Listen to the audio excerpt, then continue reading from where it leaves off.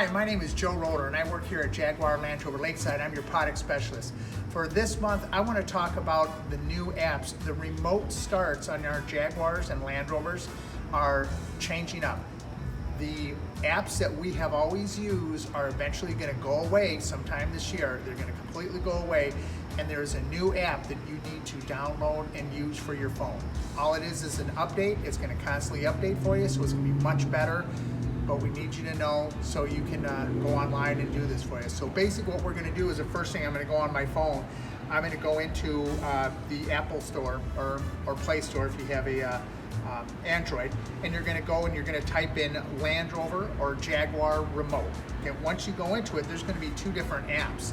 You're wanting to go into the second one, which says Remote, not InControl Remote. Once you go into that, then you just open it and download it the same way.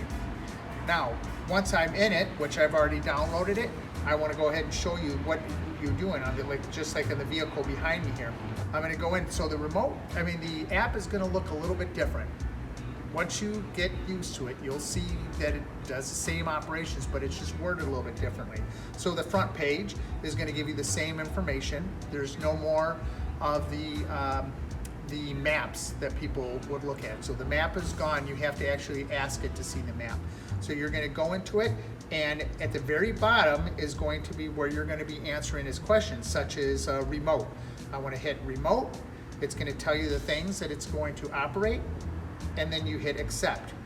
You put your 4-digit code in, and now you'll have an option to lock your doors, beep and flash, and climate. What you're doing is now you're just going to hold the climate, and that's going to start the vehicle because it's doing it to start the climate. So it's just a little bit different, but it's still doing the exact same features. So you need to know this, understand it, because they are going to change. So want to make sure you're all on board with this. So that's it for right now. That's Joe in the Know. We'll see you guys next month.